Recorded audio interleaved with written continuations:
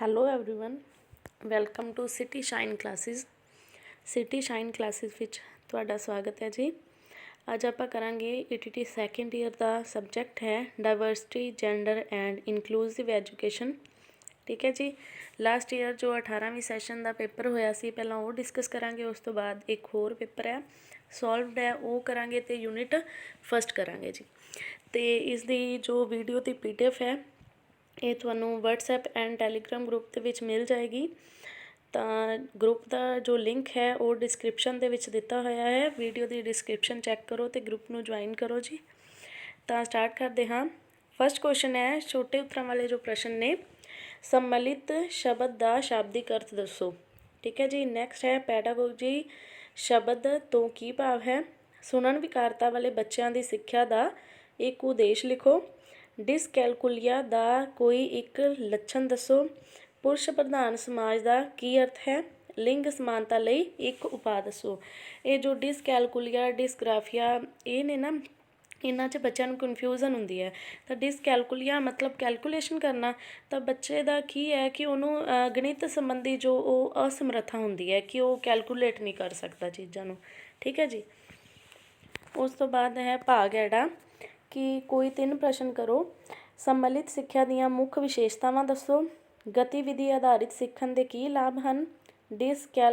Dyslexia ਦੇ ਕੋਈ 4 ਲੱਛਣ ਦੱਸੋ। ਸਮਾਜ ਵਿੱਚ ਲੜਕੀਆਂ ਦੀ ਸਿੱਖਿਆ ਨੂੰ ਪ੍ਰਫੁੱਲਿਤ ਕਰਨ ਲਈ ਆਪਣੇ ਵਿਚਾਰ ਲਿਖੋ। ਠੀਕ ਹੈ ਜੀ। ਇਹ 3-3 ਮਾਰਕਸ ਦੇ ਕੁਐਸਚਨਸ ਨੇ, 3 ਕਰਨੇ ਨੇ। ਉਸ ਤੋਂ ਬਾਅਦ ਭਾਗ ਈੜੀ ਹੈ, ਇਹਦੇ 'ਚੋਂ ਹਰੇਕ ਯੂਨਿਟ ਦਾ ਇੱਕ ਕੁਐਸਚਨ ਕਰਨਾ ਹੈ। 5-5 ਮਾਰਕਸ ਦੇ ਕੁਐਸਚਨ ਨੇ। ਭਾਰਤੀ ਜਮਾਤਾਂ ਦੀ ਵਿਭਿੰਨਤਾ ਅਤੇ ਅਸਮਾਨਤਾ ਦੇ ਪ੍ਰਮੁੱਖ ਕਾਰਨ ਕਿਹੜੇ ਹਨ। ਚਰਚਾ ਕਰੋ। ਸੰਮਿਲਿਤ ਸਿੱਖਿਆ ਦੇ ਆਂਕਲਨ ਦੀਆਂ ਵੱਖ-ਵੱਖ ਵਿਧੀਆਂ ਸਪਸ਼ਟ ਕਰੋ। ਵਿਸ਼ੇਸ਼ ਬਾਲਕਾਂ ਦੀ ਸਿੱਖਿਆ ਦੇ ਵਿਕਾਸ ਲਈ ਸਰਕਾਰ ਵੱਲੋਂ ਬਣਾਈਆਂ ਵੱਖ-ਵੱਖ ਨੀਤੀਆਂ ਦਾ ਉਲੇਖ ਕਰੋ। ਡਿਸਗ੍ਰਾਫੀਆ ਤੋਂ ਕੀ ਭਾਵ ਹੈ, ਇਸ ਦੇ ਲੱਛਣ ਬਿਆਨ ਕਰੋ। ਠੀਕ ਹੈ ਜੀ। ਉਸ ਤੋਂ ਬਾਅਦ ਹੈ ਆਜ਼ਾਦੀ ਤੋਂ ਬਾਅਦ ਔਰਤਾਂ ਦੀ ਸਥਿਤੀ ਨੂੰ ਸੁਧਾਰਨ ਲਈ ਕੀਤੇ ਗਏ ਵੱਖ-ਵੱਖ ਉਪਰਾਲਿਆਂ ਦੀ ਚਰਚਾ ਕਰੋ। ਲਿੰਗ ਸਮਾਨਤਾ ਤੋਂ ਕੀ ਭਾਵ ਹੈ। ਜਮਾਤ ਵਿੱਚ ਲਿੰਗ ਸਮਾਨਤਾ ਲਈ ਅਧਿਆਪਕ ਦੀ ਕੀ ਭੂਮਿਕਾ ਹੋ ਸਕਦੀ ਹੈ। ਠੀਕ ਹੈ ਜੀ। ਉਸ ਤੋਂ ਬਾਅਦ ਇਹ ਕੁਐਸਚਨ ਜੋ ਸੋਲਵ ਕੀਤੇ ਹੋਏ ਨੇ, ਗੁਣੀ ਜਾਂ ਮੇਧਾਵੀ ਬੱਚੇ ਕੀ ਹੁੰਦੇ ਹਨ। ਆਨਸਰ ਹੈ, ਗੁਣੀ ਜਾਂ ਮੇਧਾਵੀ ਬੱਚੇ ਕੌਮ ਦੀ ਰੀੜ੍ਹ ਦੀ ਹੱਡੀ ਹੁੰਦੇ ਹਨ। ਜੀਵਨ ਦੇ ਵੱਖ-ਵੱਖ ਖੇਤਰਾਂ ਵਿੱਚ ਸੰਭਾਵੀ ਲੀਡਰ ਇਸੇ ਕਿਸਮ ਦੇ ਨਾਲ ਸੰਬੰਧ ਰੱਖਦੇ ਹਨ। ਇਹਨਾਂ ਬੱਚਿਆਂ ਨੂੰ ਦਿੱਤੀ ਗਈ ਸਿੱਖਿਆ ਉੱਪਰ ਕੌਮ ਦਾ ਭਵਿੱਖ ਨਿਰਭਰ ਕਰਦਾ ਹੈ। ਇਹ ਬੱਚੇ ਨਾ ਬਹੁਤ ਹੀ ਟੈਲੈਂਟਡ ਹੁੰਦੇ ਨੇ। ਠੀਕ ਹੈ ਜੀ। God gifted. ਸੰਮਿਲਿਤ ਸਿੱਖਿਆ ਤੋਂ ਕੀ ਭਾਵ ਹੈ। ਸੰਮਿਲਿਤ ਸਿੱਖਿਆ ਉਹ ਪ੍ਰਕਿਰਿਆ ਹੈ ਜਿਸ ਨਾਲ ਵਿਦਿਆਰਥੀਆਂ ਦੀ ਸੰਸਕ੍ਰਿਤੀ, ਪਾਠਕ੍ਰਮ ਅਤੇ ਮੁੱਖ ਧਾਰਾ ਦੇ ਸਕੂਲਾਂ ਵਿੱਚ ਭਾਗੀਦਾਰੀ ਵੱਧਦੀ ਹੈ। ਇਸ ਦੇ ਉਲਟ ਨਿਵੇਕਲੀ ਸਿੱਖਿਆ ਵਿੱਚ ਉਹ ਭਾਗੀਦਾਰੀ ਘਟਦੀ ਹੈ। ਬਹੁਪੱਖੀ ਪਾਠਕ੍ਰਮ ਕੀ ਹੁੰਦਾ ਹੈ।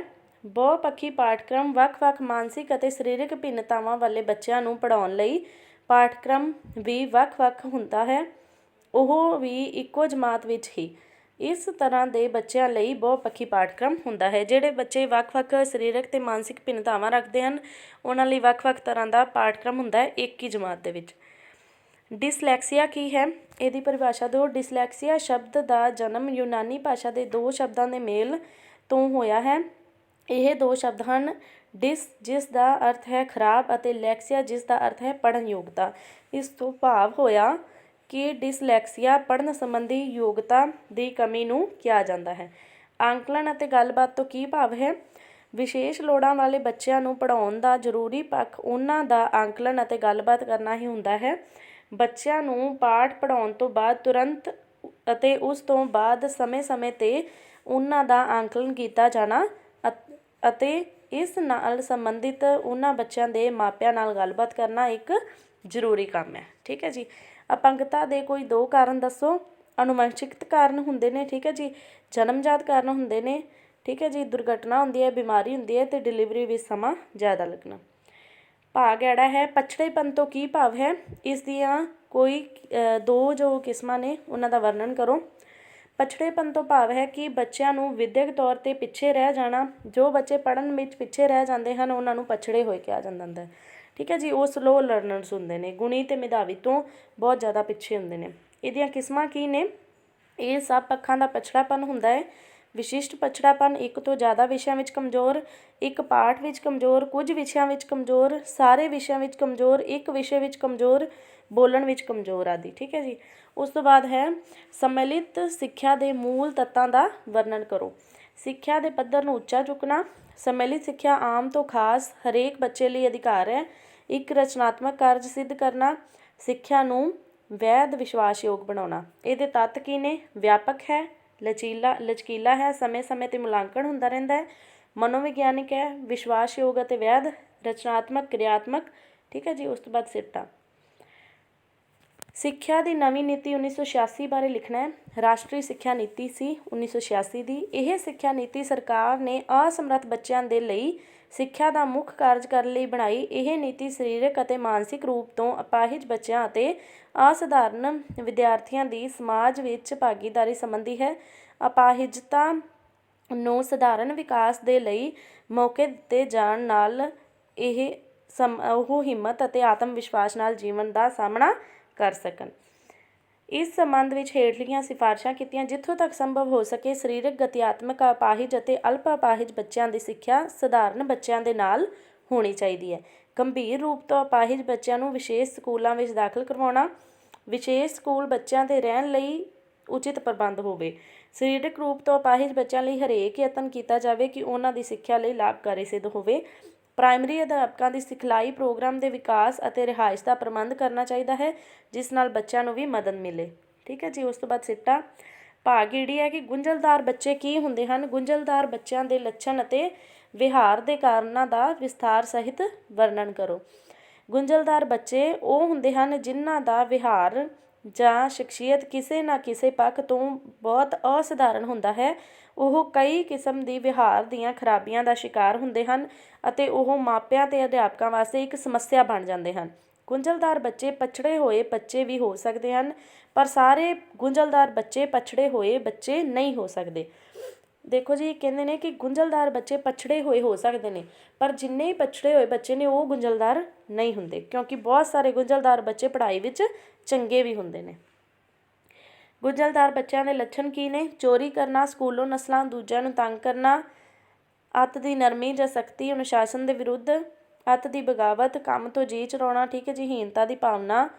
ਠੀਕ ਹੈ ਜੀ। ਭੈੜਾ ਆਚਰਣ, ਹੀਨਤਾ। ਠੀਕ ਹੈ ਜੀ। ਮਾਨਸਿਕ ਦਵੰਦ। ਗੁੰਝਲਦਾਰ ਬੱਚਿਆਂ ਦੀਆਂ ਕਿਸਮਾਂ ਕੀ ਨੇ? ਬਰਡ ਦੇ ਅਨੁਸਾਰ ਗੁੰਝਲਦਾਰ ਬੱਚਿਆਂ ਦੀਆਂ ਦੋ ਮੁੱਖ ਕਿਸਮਾਂ ਦਿੱਤੀਆਂ ਗਈਆਂ ਹਨ, ਉਗਰ ਤੇ ਉਤੇਜਿਕ, ਘਬਰਾਏ ਹੋਏ ਜਾਂ ਦੱਬ ਜਾਣ ਵਾਲੇ। ਇਹ ਦੋ ਕਿਸਮਾਂ ਵਿਹਾਰ ਦੀਆਂ ਬਹੁਤ ਸਾਰੀਆਂ ਕਿਸਮਾਂ ਵਿੱਚ ਮੌਜੂਦ ਹੁੰਦੀਆਂ ਹਨ। ਉਦਾਹਰਨ ਦੇ ਤੌਰ 'ਤੇ ਉਗਰ ਵਿਹਾਰ ਨੂੰ ਅਨੁਸ਼ਾਸਨ ਵਿਰੁੱਧ ਬਗਾਵਤ ਵਿੱਚ ਜਾਂ ਤੰਗ ਕਰਨ ਵਿੱਚ ਦੇਖਿਆ ਜਾ ਸਕਦਾ ਹੈ। ਨੈਕਸਟ ਹੈ ਕਿ ਗੁੰਝਲਦਾਰ ਵਿਹਾਰ ਦੇ ਕੀ ਕਾਰਨ ਨੇ? ਸਰੀਰਕ ਕਾਰਨ ਹੋ ਸਕਦੇ ਨੇ, ਸੁਭਾਅ ਸੰਬੰਧੀ ਕਾਰਨ ਨੇ, ਸਮਾਜਿਕ ਤੇ ਵਾਤਾਵਰਣ ਸੰਬੰਧੀ ਕਾਰਨ, ਘਰ ਦਾ ਮਾੜਾ ਵਾਤਾਵਰਣ, ਦਮਨ, ਨੈਤਿਕ ਜਾਂ ਧਾਰਮਿਕ ਸਿੱਖਿਆ ਦੀ ਘਾਟ, ਸਕੂਲ ਦਾ ਹਮਦਰਦੀ ਰਹਿਤ ਵਾਤਾਵਰਣ। ਠੀਕ ਹੈ ਜੀ। ਉਸ ਤੋਂ ਬਾਅਦ 4th ਕੁਐਸਚਨ ਹੈ ਕਿ ਸਿੱਖਿਆ ਸੰਬੰਧੀ ਅਸਮਰੱਥ ਬੱਚਿਆਂ ਦੀ ਸਿੱਖਿਆ ਲਈ ਕਿਹੜੀਆਂ ਵਿਧੀਆਂ ਦਾ ਪ੍ਰਯੋਗ ਕੀਤਾ ਜਾਂਦਾ ਹੈ। ਆਨਸਰ ਹੈ ਭਾਰਤ ਵਿੱਚ ਪਛੜੇ ਬੱਚਿਆਂ ਦੀ ਸਿੱਖਿਆ ਵੱਲ ਅਣਗਹਿਲੀ ਵਰਤੀ ਜਾਂਦੀ ਹੈ, ਪਰ ਦੂਸਰੇ ਦੇਸ਼ਾਂ ਵਿੱਚ ਇਸ ਪਾਸੇ ਖਾਸ ਧਿਆਨ ਦਿੱਤਾ ਜਾਂਦਾ ਹੈ। ਇਸ ਲਈ ਪਛੜੇ ਬੱਚਿਆਂ ਨੂੰ ਪੜ੍ਹਾਉਣ ਦੀ ਸਮੱਸਿਆ ਸਾਡੇ ਅਧਿਆਪਕਾਂ ਅਤੇ ਪ੍ਰਬੰਧਕਾਂ ਲਈ ਇਸ ਲੋਕ ਰਾਜੀ ਦੇਸ਼ ਵਿੱਚ ਵੰਗਾਰ ਹੈ। ਸਿੱਖਿਆ ਸੰਬੰਧੀ ਅਸਮਰੱਥ ਬੱਚਿਆਂ ਦੀਆਂ ਸਿੱਖਿਆ ਲਈ ਕੁਝ ਸੁਝਾਅ ਇਸ ਪ੍ਰਕਾਰ ਹਨ। ਪਹਿਲਾਂ ਤਾਂ ਕਾਰਨ ਪਤਾ ਕਰਨਾ ਕਿ ਬੱਚਾ ਕਿਸ ਪੱਖ ਤੋਂ ਪਛੜਿਆ ਹੋਇਆ ਹੈ। ਠੀਕ ਹੈ ਜੀ। ਖਾਸ ਸਕੂਲ ਮੁਹੱਈਆ ਕਰਵਾਉਣੇ, ਮਾਹਿਰਾਂ ਦੀ ਸਲਾਹ ਲੈਣੀ, ਸਰੀਰਕ ਦੋਸ਼ ਤੇ ਅਧਿਆਪਕ ਦੀ ਤੁਰੰਤ ਮਦਦ, ਬਹੁਪੱਖੀ ਤੇ ਬਹੁਸ਼ਾਖੀ ਕੋਰਸ, ਖਾਸ ਕੋਚਿੰਗ, ਸਿੱਖਿਆ ਟ੍ਰਿਪ ਹੋਣੇ ਚਾਹੀਦੇ ਨੇ, ਸਰੀਰਕ ਕੰਮ ਦੇਣੇ ਚਾਹੀਦੇ ਨੇ। ਕਲਾਸ ਵਿੱਚ ਲਿੰਗ ਸਮਾਨਤਾ ਕਿਵੇਂ ਪੈਦਾ ਕੀਤੀ ਜਾ ਸਕਦੀ ਹੈ? ਸਕੂਲ ਵਿੱਚ ਇਸਤਰੀ ਸਿੱਖਿਆ ਨੂੰ ਉੱਚਾ ਚੁੱਕਣ ਲਈ ਕਿਤਾਬਾਂ ਵੀ ਆਪਣਾ ਅਹਿਮ ਰੋਲ ਅਦਾ ਕਰਦੀਆਂ ਹਨ। ਪਾਠ ਪੁਸਤਕ ਵਿੱਚ ਚਰਿੱਤਰਾਂ ਦੀ ਚੋਣ, ਪਾਠ ਪੁਸਤਕ ਵਿੱਚ ਉਦਾਹਰਨਾਂ ਤੇ ਵਿਸ਼ਾ, ਚੰਗੇ ਚਰਿੱਤਰ ਨਿਰਮਾਣ 'ਤੇ ਆਧਾਰਿਤ ਵਿਸ਼ੇ, ਪਾਠ ਪੁਸਤਕਾਂ ਵਿੱਚ ਸਮੱਗਰੀ ਦੀ ਦੇਣ, ਉਦੇਸ਼ਾਂ 'ਤੇ ਆਧਾਰਿਤ ਉੱਚ ਪੱਧਰ 'ਤੇ ਕਿਤਾਬੀ ਚਿੱਤਰਾਂ ਦੀ ਚੋਣ, ਲੜਕੇ ਲੜਕੀਆਂ ਲਈ ਇੱਕੋ ਜਿਹਾ ਪਾਠਕ੍ਰਮ, ਬੱਚੇ ਦੇ ਪੱਧਰ ਅਨੁਸਾਰ ਪਾਠਕ੍ਰਮ। ਠੀਕ ਹੈ ਜੀ। ਕਿ ਸਾਰੇ ਜੋ ਪਾਠਕ੍ਰਮ ਹੈ ਉਹ ਇਸਤਰੀ ਦੇ ਉੱਤੇ ਹੀ ਨਿਰਧਾਰਿਤ ਹੋਣਾ ਚਾਹੀਦਾ ਹੈ, ਤਾਂ ਜੋ ਇਸਤਰੀਆਂ ਦੀ ਸਿੱਖਿਆ ਨੂੰ ਵੀ ਉੱਪਰ ਚੁੱਕਿਆ ਜਾ ਸਕੇ। ਪੁਰਸ਼ਵਾਦ ਅਤੇ ਇਸਤਰੀਵਾਦ ਦੀ ਸਮਾਜਿਕ ਬਣਤਰ ਵਿੱਚ ਕੀ ਰੋਲ ਹੈ? ਪੁਰਸ਼ਵਾਦ ਦੀ ਸਮਾਜਿਕ ਬਣਤਰ ਕੀ ਹੈ? ਜਿਸ ਸਮਾਜ ਵਿੱਚ ਅਸੀਂ ਰਹਿ ਰਹੇ ਹਾਂ ਉਹ ਮਰਦ ਪ੍ਰਧਾਨ ਸਮਾਜ ਹੈ। ਸਮਾਜ ਦਾ ਜ਼ਰੂਰੀ ਹਿੱਸਾ ਮੁਖੀ ਵਿਅਕਤੀ ਜੋ ਹੈ ਉਹ ਪੁਰਸ਼ ਹੁੰਦਾ ਹੈ। ਕਮਾਊ ਵਿਅਕਤੀ ਪੁਰਸ਼ ਵੱਖ-ਵੱਖ ਰੂਪਾਂ ਵਿੱਚ ਹੁੰਦਾ ਹੈ, ਪਿਤਾ ਦੇ ਰੂਪ ਵਿੱਚ, ਪਤੀ ਦੇ ਰੂਪ ਵਿੱਚ, ਭਰਾ ਦੇ ਰੂਪ ਵਿੱਚ। ਠੀਕ ਹੈ ਜੀ। ਪੁਰਸ਼ ਦੀਆਂ ਜ਼ਿੰਮੇਵਾਰੀਆਂ ਜ਼ਿਆਦਾ ਹੁੰਦੀਆਂ ਨੇ। ਨਾਗਰਿਕ ਹੁੰਦਾ ਹੈ ਪੁਰਸ਼ ਇੱਕ ਬਹੁਤ ਜ਼ਿਆਦਾ ਸੁਚੇਤ। ਪੁਰਸ਼ ਲਈ ਗੁਣ ਕਿਹੜੇ ਕਿਹੜੇ ਨੇ? ਔਰਤ ਲਈ ਸਹਾਈ ਹੁੰਦਾ ਹੈ। ਆਧੁਨਿਕ ਸਮੇਂ ਅਨੁਸਾਰ ਹੈ ਨਕਾਰਾਤਮਕ ਪੱਖ ਵੀ ਹੁੰਦੇ ਨੇ। ਸਿੱਟਾ ਕੀ ਹੈ? ਉਪਰੋਕਤ ਚਰਚਾ ਤੋਂ ਅਸੀਂ ਇਹ ਸਿੱਟਾ ਕੱਢਦੇ ਹਾਂ ਕਿ ਪੁਰਸ਼ ਅਤੇ ਇਸਤਰੀ ਦੋਵੇਂ ਹੀ ਸਮਾਜ ਲਈ ਸਮਾਨ ਰੂਪ ਵਿੱਚ ਜ਼ਰੂਰੀ ਹਨ। ਇਸਤਰੀਵਾਦ ਦੀ ਸਮਾਜਿਕ ਬਣਤਰ ਕਿਵੇਂ ਦੀ ਹੈ? ਸਮਾਜਿਕ ਸਮਾਨਤਾ ਦਾ ਅਰਥ ਇਹ ਹੈ ਕਿ ਸਮਾਜ ਵਿੱਚ ਸਭ ਵਿਅਕਤੀਆਂ ਨੂੰ ਇਸਤਰੀ ਨੂੰ ਸਮਾਜਿਕ ਦ੍ਰਿਸ਼ਟੀ ਤੋਂ ਸਮਾਨ ਸਮਝਿਆ ਜਾਣਾ ਚਾਹੀਦਾ ਹੈ। ਇਸਤਰੀਆਂ ਨਾਲ ਵਿਤਕਰੇ ਜੇ ਨੇ, ਸੱਭਿਆਚਾਰਕ ਵਿਤਕਰੇ ਅਤੇ ਸਿੱਖਿਅਕ ਵਿਤਕਰੇ। ਇਸਤਰੀਆਂ ਦੇ ਆਚਰਣ ਬਾਰੇ ਸਾਡੇ ਸਮਾਜ ਵਿੱਚ ਜੋ ਕੀਮਤਾਂ ਬਣ ਚੁੱਕੀਆਂ ਹਨ ਉਸ ਅਨੁਸਾਰ ਉਹਨਾਂ ਦਾ ਘਰ ਦੇ ਕੰਮ ਕਾਰ ਅਤੇ ਬੱਚੇ ਪੈਦਾ ਕਰਨ ਦੇ ਕੰਮਾਂ ਦਾ ਇਸਤਰੀ ਸਿੱਖਿਆ 'ਤੇ ਬੁਰਾ ਅਸਰ ਪੈਂਦਾ ਹੈ। ਲੜਕੀਆਂ ਨੂੰ ਸਕੂਲ ਨਾ ਭੇਜਣ ਬਾਰੇ ਕੀਮਤਾਂ, ਉਹਨਾਂ ਦੇ ਘਰੋਂ ਬਾਹਰ ਜਾਣ 'ਤੇ ਪਾਬੰਦੀ, ਛੋਟੀ ਉਮਰ ਵਿੱਚ ਸ਼ਾਦੀ ਕਰਨ ਦੀ ਰਸਮ ਆਦਿ ਦਾ ਤੰਗ ਕੀਮਤਾਂ ਨੂੰ ਦਰਸਾਉਂਦੀਆਂ ਹਨ। ਸਿੱਖਿਆ ਦੇ ਖੇਤਰ ਵਿੱਚ ਲੜਕੀਆਂ ਲਈ ਘੱਟ ਵਿਵਸਥਾ ਦੇ ਕਾਰਨ ਹਨ, ਜਿਸ ਕਾਰਨ ਕਿ ਲੜਕੀਆਂ ਲਈ ਵੱਖ-ਵੱਖ ਸਿੱਖਿਆ ਦੇ ਪੱਧਰਾਂ 'ਤੇ ਸੁਵਿਧਾਵਾਂ ਦੀ ਘਾਟ ਹੈ। ਠੀਕ ਹੈ ਜੀ। ਉਸ ਤੋਂ ਬਾਅਦ ਕੁਐਸਚਨਸ ਕੀ ਨੇ? ਆਪਾਂ ਪਹਿਲਾਂ ਵੀ ਕਰ ਰਹੇ ਹਾਂ ਕਿ ਸੰਮਿਲਿਤ ਸਿੱਖਿਆ ਦੇ ਕੀ ਉਦੇਸ਼ ਨੇ? ਸਿੱਖਿਆ ਦੀ ਗੁਣਵੱਤਾ 'ਚ ਸੁਧਾਰ ਕਰਨਾ। ਠੀਕ ਹੈ ਜੀ। ਕਿ ਚੰਗੀ ਸਿੱਖਿਆ ਦੇਣੀ, ਭਾਈਚਾਰੇ ਦੀ ਭਾਵਨਾ ਵਿਕਾਸ ਕਰਨਾ, ਆਤਮ ਸਨਮਾਨ ਅਤੇ ਵਿਸ਼ਵਾਸ ਦੀ ਭਾਵਨਾ ਦਾ ਵਿਕਾਸ ਕਰਨਾ, ਕੁਸ਼ਲਤਾਵਾਂ ਦੀ ਪਹਿਚਾਣ ਕਰਨਾ ਕਿ ਕਿਹੜੇ ਬੱਚੇ 'ਚ ਕਿਹੜਾ ਜ਼ਿਆਦਾ ਵਧੀਆ ਗੁਣ ਹੈ, ਨਵੀਆਂ ਚੁਣੌਤੀਆਂ ਤਿਆਰ ਕਰਨਾ ਅਤੇ ਉਸ ਤੋਂ ਬਾਅਦ ਸਿੱਟਾ ਹੈ ਜੀ। ਉਸ ਤੋਂ ਬਾਅਦ ਹੈ ਕਿ ਅਨੁਸੂਚਿਤ ਕਬੀਲਿਆਂ ਦੀ ਸਿੱਖਿਆ ਕਿਵੇਂ ਦੀ ਹੋਣੀ ਚਾਹੀਦੀ ਹੈ? ਅਨੁਸੂਚਿਤ ਕਬੀਲਿਆਂ ਨੂੰ ਦੂਜਿਆਂ ਦੇ ਬਰਾਬਰ ਲਿਆਉਣ ਲਈ ਇੱਕ NRTP REGP ਕਬਾਇਲੀ ਭਲਾਈ ਸਮਾਜ ਸਕੀਮ ਚਲਾਈ ਗਈ ਹੈ। ਠੀਕ ਹੈ ਜੀ। ਸਮਾਜ ਲਈ ਨੀਤੀਆਂ ਅਤੇ ਐਕਟ ਕੀ ਨੇ? ਠੀਕ ਹੈ ਜੀ। ਭਾਰਤੀ ਸੰਵਿਧਾਨ ਵਿੱਚ ਇਹ ਨੀਤੀ ਤਿਆਰ ਕੀਤੀ ਗਈ ਹੈ ਕਿ ਜੋ ਸੰਵਿਧਾਨ ਦੀ 42ਵੀਂ ਸੋਧ ਅਨੁਸਾਰ ਹੈ। ਠੀਕ ਹੈ ਜੀ। ਜਮਾਤ ਪ੍ਰਬੰਧ ਸੁਵਿਧਾਵਾਂ ਦਾ ਪੂਰਾ ਧਿਆਨ ਰੱਖਣਾ ਚਾਹੀਦਾ ਹੈ। ਜਾਤੀ ਲਈ ਵੀ ਨੀਤੀ ਹੈ। ਠੀਕ ਹੈ ਜੀ। ਲਿੰਗ ਕੀ ਹੈ? ਕਿ ਅਸਮਰੱਥ ਇਸਤਰੀਆਂ ਨੂੰ ਸ਼ੋਸ਼ਣ ਅਤੇ ਬੁਰੇ ਵਿਵਹਾਰ ਤੋਂ ਸਿੱਖਿਆ ਦੀ ਜ਼ਰੂਰਤ ਹੈ। ਇਸ ਲਈ ਇਹਨਾਂ ਦੀ ਸਿੱਖਿਆ, ਵਪਾਰਕ ਸਿਖਲਾਈ, ਰੁਜ਼ਗਾਰ, ਸਮਾਜ ਸਾਰੇ ਪ੍ਰਕਾਰ ਦੀ ਸਿੱਖਿਆ ਇਸਤਰੀਆਂ ਨੂੰ ਦਿੱਤੀ ਜਾਂਦੀ ਹੈ। ਉਸ ਤੋਂ ਬਾਅਦ ਇਹਦੇ ਕਾਰਨ ਨੇ ਇਸਤਰੀਆਂ ਦੇ ਭਾਂਤ-ਭਾਂਤ ਦੇ ਵਿਤਕਰੇ ਨੇ, ਪਛਾਹ ਖਿੱਚੂ ਵਿਚਾਰ ਨੇ ਜੋ ਸਰਕਾਰ ਦੀ ਦਿਲਚਸਪੀ ਦੀ ਘਾਟ, ਫੇਲ ਹੋਣ 'ਤੇ ਪੜ੍ਹਾਈ ਹੀ ਛੱਡ ਜਾਣਾ, ਸਿਲੇਬਸ ਦਾ ਅਨੁਕੂਲ ਨਾ ਹੋਣਾ, ਇਸਤਰੀਆਂ ਅਧਿਆਪਕਾਂ ਦੀ ਘਾਟ। ਵਿਸ਼ੇਸ਼ ਲੋੜਾਂ ਵਾਲੇ ਬੱਚੇ ਕੀ ਨੇ? ਆਪਾਂ ਪਹਿਲਾਂ ਹੀ ਪੜ੍ਹ ਆਏ ਹਾਂ। ਠੀਕ ਹੈ ਜੀ। ਕਿ ਅਸਮਰੱਥ ਬੱਚੇ ਹੁੰਦੇ ਨੇ, ਡਿਸਲੈਕਸੀਆ, ਡਿਸਕੈਲਕੁਲੀਆ, ਡਿਸਗ੍ਰਾਫੀਆ ਵਾਲੇ। ਠੀਕ ਹੈ ਜੀ। ਪਛੜੇ ਬੱਚੇ ਵੀ ਆਪਾਂ ਕਰ ਲਏ ਨੇ ਕਿ ਪਛੜੇ ਬੱਚੇ ਨੇ ਜੋ ਸਾਰੇ ਹੀ ਉਹ ਗੁੰਝਲਦਾਰ ਨਹੀਂ ਹੁੰਦੇ, ਪਰ ਗੁੰਝਲਦਾਰ ਬੱਚੇ ਪਿਛੜੇ ਹੋਏ ਹੋ ਸਕਦੇ ਨੇ। ਠੀਕ ਹੈ ਜੀ। ਬਰਡ ਦੇ ਅਨੁਸਾਰ ਵੀ ਆਪਾਂ ਉਹ ਉਦਾਹਰਨ ਕਰ ਲਈ ਸੀ। ਅਪਰਾਧੀ ਜਾਂ ਕਦਾਚਾਰੀ ਬੱਚੇ ਕੀ ਹੁੰਦੇ ਨੇ? ਠੀਕ ਹੈ ਜੀ। ਕਿ ਮਿਲਾਨ ਦੇ 3 ਪੱਖ ਹੁੰਦੇ ਨੇ, ਮਾਨਸਿਕ, ਸੰਵੇਗਾਤਮਕ ਅਤੇ ਸਮਾਜਿਕ। ਇਹਨਾਂ ਤਿੰਨਾਂ ਪੱਖਾਂ ਵਿੱਚੋਂ ਕਿਸੇ ਇੱਕ ਦੇ ਨਾਲ ਮਿਲਾਨ ਪ੍ਰਾਪਤ ਕਰਨ ਵਿੱਚ ਅਸਫਲ ਰਹਿਣ ਦੇ ਕਾਰਨ ਬੱਚੇ ਵਿੱਚ ਕਦਾਚਾਰ ਪੈਦਾ ਹੁੰਦਾ ਹੈ। ਠੀਕ ਹੈ ਜੀ। ਸ਼ਾਬਦਿਕ ਅਰਥ ਕੀ ਹੈ? ਕਿ ਕਦਾਚਾਰ ਦੇ ਸ਼ਾਬਦਿਕ ਅਰਥ ਹਨ ਸਧਾਰਨ ਰਸਤੇ ਤੋਂ ਭਟਕ ਜਾਣਾ ਜਾਂ ਡਿੱਗ ਜਾਣਾ। 4 ਉਦਾਹਰਨਾਂ ਨੇ ਜੀ। ਠੀਕ ਹੈ ਜੀ। ਉਸ ਤੋਂ ਬਾਅਦ ਕੀ ਕਿਸਮਾਂ ਕੀ ਨੇ? ਚੋਰੀ ਕਰਨਾ, ਤੰਗ ਕਰਨਾ, ਸਿਗਰਟ ਪੀਣਾ, ਸਤਾਉਣਾ, ਝੂਠ ਬੋਲਣਾ, ਸਕੂਲੋਂ ਨੱਸਣਾ ਅਤੇ ਅਵਾਰਾਗਰਦੀ ਕਰਨਾ। ਪਾਠਕ੍ਰਮ ਦੇ ਕੀ ਮਸਲੇ ਨੇ? ਇਹ ਕਹਿਣਾ ਗਲਤ ਨਹੀਂ ਹੋਵੇਗਾ ਕਿ ਪੁਰਾਣੇ ਪਾਠਕ੍ਰਮ ਨੂੰ ਲੈ ਕੇ ਅਸੀਂ ਸੰਯੁਕਤ ਸਿੱਖਿਆ ਨਹੀਂ ਚਲਾ ਸਕਦੇ, ਕਿਉਂਕਿ ਇਸ ਦੇ ਵਿੱਚ ਬੱਚਿਆਂ ਦੀ ਸਿੱਖਿਆ ਸਹੂਲਤਾਂ ਦਾ ਧਿਆਨ ਨਹੀਂ ਰੱਖਿਆ ਗਿਆ। ਇਸ ਲਈ ਜ਼ਰੂਰੀ ਹੈ ਕਿ ਪਾਠਕ੍ਰਮ ਵਿੱਚ ਕੁਝ ਸੋਧ ਕੀਤੀ ਜਾਵੇ। ਕੁਝ ਖਾਸ ਉਪਰਾਲੇ ਜਿਹੜੇ ਕਿ ਸਾਡੇ ਸਕੂਲੀ ਪਾਠਕ੍ਰਮ ਵਿੱਚ ਕੀਤੇ ਜਾਣੇ ਜ਼ਰੂਰੀ ਹਨ ਉਹ ਹੇਠ ਲਿਖੇ ਹਨ। ਬਹੁਪੱਧਰੀ ਪਾਠਕ੍ਰਮ ਹੋਣਾ ਚਾਹੀਦਾ। ਆਪਾਂ ਪਹਿਲਾਂ ਪੜ੍ਹੇ ਹਾਂ ਕਿ ਸਾਰੇ ਬੱਚਿਆਂ ਦੇ ਲਈ ਬਹੁਪੱਧਰੀ ਪਾਠਕ੍ਰਮ ਹੋਣਾ ਚਾਹੀਦਾ ਹੈ ਇੱਕ ਹੀ ਜਮਾਤ ਦੇ ਵਿੱਚ। ਪਾਠਕ੍ਰਮ ਵਿੱਚ ਸਾਂਝਾਪਣ ਹੋਣਾ ਚਾਹੀਦਾ ਹੈ ਕਿ ਸਾਰੇ ਵਿਸ਼ੇ ਨੇ ਜੋ ਉਹ ਕੋਰਿਲੇਟ ਹੋਣੇ ਚਾਹੀਦੇ ਨੇ। ਠੀਕ ਹੈ ਜੀ। ਢੁਕਵੀਆਂ ਸਹੂਲਤਾਂ, ਪੜ੍ਹਨ ਸਮੱਗਰੀ ਦੀ ਪੂਰਤੀ, ਸਰਲ ਪਾਠਕ੍ਰਮ ਹੋਣਾ ਚਾਹੀਦਾ ਹੈ। ਛੋਟੇ ਵਾਕਾਂ ਦਾ ਹੋਣਾ, ਖੇਡਾਂ ਬਾਰੇ ਜਾਣਕਾਰੀ, ਢੁਕਵੀਂ ਪਾਠ ਸਹਾਇਕ ਕਿਰਿਆਵਾਂ ਵੀ ਹੋਣੀਆਂ ਚਾਹੀਦੀਆਂ ਨੇ, ਅਧਿਆਪਨ ਸਮੱਗਰੀ ਹੋਵੇ। ਠੀਕ ਹੈ ਜੀ। ਉਸ ਤੋਂ ਬਾਅਦ ਸੰਮਿਲਿਤ ਸਿੱਖਿਆ ਲਈ ਆਂਕਲਨ ਦੀ ਪ੍ਰਕਿਰਤੀ ਨੂੰ ਸਮਝਣਾ ਅਤੇ ਖੋਜਣਾ। ਵਿਸ਼ੇਸ਼ ਲੋੜਾਂ ਵਾਲੇ ਬੱਚਿਆਂ ਨੂੰ ਪੜ੍ਹਾਉਣ ਦਾ ਜ਼ਰੂਰੀ ਪੱਖ ਇਹ ਹੈ ਕਿ ਉਹਨਾਂ ਦੀਆਂ ਲੋੜਾਂ ਦਾ ਆਂਕਲਨ ਕੀਤਾ ਜਾਵੇ। ਇਹ ਆਂਕਲਨ ਵਿਸ਼ੇਸ਼ ਸਮਰੱਥਾ ਵਜੋਂ ਕੀਤਾ ਜਾਣਾ ਚਾਹੀਦਾ ਹੈ। ਹਰ ਸਮਰੱਥਾ ਵਿੱਚ ਕੁਝ ਸਿੱਖਣ ਦੀਆਂ ਲੋੜਾਂ ਹੁੰਦੀਆਂ ਹਨ ਜਿਨ੍ਹਾਂ ਨੂੰ ਪੂਰਾ ਕਰਨਾ ਜ਼ਰੂਰੀ ਹੁੰਦਾ ਹੈ, ਜਿਵੇਂ ਕਿ ਅਸੀਂ ਚਾਹੁੰਦੇ ਹਾਂ ਕਿ ਵਿਸ਼ੇਸ਼ ਲੋੜਾਂ ਵਾਲੇ ਬੱਚਿਆਂ ਨੂੰ ਇੱਕ ਸਧਾਰਨ ਕਮਰੇ ਵਿੱਚ ਰੱਖਿਆ ਜਾਵੇ ਅਤੇ ਸਿੱਖਿਆ ਦੇਣ ਲਈ ਸ਼ਾਮਿਲ ਕੀਤਾ ਜਾਵੇ। ਇੱਕ ਅਸਮਰੱਥ ਬੱਚੇ ਦੀ ਸਿੱਖਣ ਪੱਧਰ ਦੀ ਆਂਕਲਨ ਦੀ ਵਿਧੀ ਬੱਚੇ ਦੀਆਂ ਵਿਅਕਤੀਗਤ ਲੋੜਾਂ 'ਤੇ ਨਿਰਭਰ ਕਰਦੀ ਹੈ। ਠੀਕ ਹੈ ਜੀ। ਆਂਕਲਨ ਅਗਵਾਈ ਦੇ ਕੀ ਨੁਕਤੇ ਨੇ ਕਿ ਬੱਚੇ ਦੀਆਂ ਵਿਅਕਤੀਗਤ ਲੋੜਾਂ ਨੂੰ ਕੁਝ ਯੰਤਰਾਂ ਦੀ ਵਰਤੋਂ ਦੀ ਇਜਾਜ਼ਤ ਹੋਣੀ ਚਾਹੀਦੀ ਹੈ, ਕੈਲਕੂਲੇਟਰ ਦੀ, ਬ੍ਰੇਲ ਦੀ, ਸੰਚਾਰ ਬੋਰਡ ਦੀ, ਟੇਢੇ ਬੋਰਡ ਦੀ, ਬਾਲ ਫਰੇਮ ਦੀ। ਠੀਕ ਹੈ ਜੀ। ਕਈ ਪ੍ਰਕਾਰ ਦੇ ਪ੍ਰਸ਼ਨ ਵੀ ਪੁੱਛੇ ਜਾਣੇ ਚਾਹੀਦੇ ਨੇ। ਭਾਸ਼ਾ ਸਰਲ ਹੋਣੀ ਚਾਹੀਦੀ ਹੈ। ਠੀਕ ਹੈ ਜੀ। ਬੱਚਾ ਹੌਲੀ ਹੌਲੀ ਲਿਖਦਾ ਸਿੱਖ ਵੀ ਜਾਂਦਾ ਹੈ, ਲਿਖਣ ਵੀ ਲੱਗ ਜਾਂਦਾ ਹੈ। ਠੀਕ ਹੈ ਜੀ। ਇਸ ਲਈ ਕੀ ਹੋਣਾ ਚਾਹੀਦਾ, ਸਿਲੇਬਸ ਵਿੱਚ ਹੀ ਲਚੀਲਾਪਣ ਹੋਣਾ ਚਾਹੀਦਾ।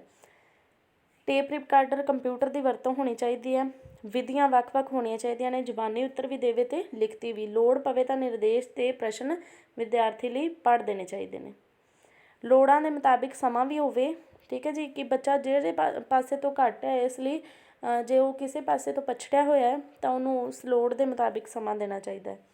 ਠੀਕ ਹੈ ਜੀ। ਕੁਝ ਫਾਰਮੂਲੇ ਉਹਨਾਂ ਨੂੰ ਸਿਗਨ ਫਾਰਮੂਲਾਸ ਜੋ ਹੁੰਦੇ ਨੇ ਉਹਨਾਂ ਨੂੰ ਦੇਣੇ ਚਾਹੀਦੇ ਨੇ ਅਤੇ ਬੱਚਾ ਚਿੰਨ੍ਹਾਂ ਨਾਲ ਵੀ ਸਮਝ ਜਾਏ।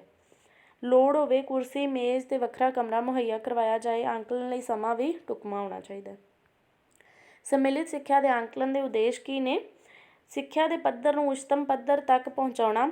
ਸੰਮਿਲਿਤ ਸਿੱਖਿਆ ਆਮ ਤੋਂ ਖਾਸ ਹਰੇਕ ਸਿੱਖਿਆ ਲਈ ਸਿੱਖਿਆਰਥੀ ਲਈ ਅਧਿਕਾਰ ਹੋਵੇ। ਸੰਮਿਲਿਤ ਸਿੱਖਿਆ ਦੁਆਰਾ ਸਿੱਖਣ ਪ੍ਰਾਪਤੀ ਪ੍ਰਤੀ ਹਰੇਕ ਭੇਦਭਾਵ ਨੂੰ ਦੂਰ ਕਰਨਾ। ਸੰਮਿਲਿਤ ਸਿੱਖਿਆ ਰਚਨਾਤਮਕ ਕਾਰਜ ਸਿੱਧ ਕਰਨਾ। ਇਸ ਦੁਆਰਾ ਕੀ ਹੁੰਦਾ ਹੈ, ਹੋਰਾਂ ਸਿੱਖਿਆਰਥੀਆਂ ਨੂੰ ਵੀ ਪ੍ਰੇਰਿਤ ਕੀਤਾ ਜਾਂਦਾ ਹੈ। ਠੀਕ ਹੈ ਜੀ। ਵੈਧ, ਵਿਸ਼ਵਾਸਯੋਗ ਅਤੇ ਉਪਯੋਗੀ ਸਿੱਧ ਕਰਨਾ ਸਿੱਖਿਆ ਨੂੰ। ਸੰਮਿਲਿਤ ਸਿੱਖਿਆ ਦੁਆਰਾ ਸਿੱਖਿਆ ਦੇ ਦੋਸ਼ਾਂ ਨੂੰ ਖਤਮ ਕਰਨਾ।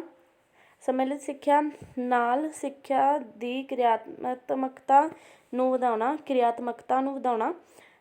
ਸੰਮਿਲਿਤ ਸਿੱਖਿਆ ਦੇ ਉਦੇਸ਼ਾਂ ਦਾ ਸਪਸ਼ਟੀਕਰਨ। ਤਾਂ ਇਹ ਤੁਹਾਡੀ ਫਸਟ ਯੂਨਿਟ ਕੰਪਲੀਟ ਹੋ ਗਈ ਹੈ ਜੀ ਅਤੇ ਇੰਪੋਰਟੈਂਟ ਕੁਐਸਚਨਸ ਵੀ ਕਰ ਲਏ ਨੇ। ਠੀਕ ਹੈ ਜੀ। ਤਾਂ ਇਹਦੀ ਜੋ PDF ਹੈ ਇਹ ਤੁਹਾਨੂੰ ਗਰੁੱਪ ਦੇ ਵਿੱਚ ਮਿਲ ਜਾਏਗੀ, ਵਟਸਐਪ ਐਂਡ ਟੈਲੀਗ੍ਰਾਮ ਗਰੁੱਪ ਦੇ ਵਿੱਚ। ਤਾਂ ਗਰੁੱਪਸ ਨੂੰ ਜੁਆਇਨ ਕਰੋ। ਠੀਕ ਹੈ ਜੀ। Thanks to all. Thanks for watching.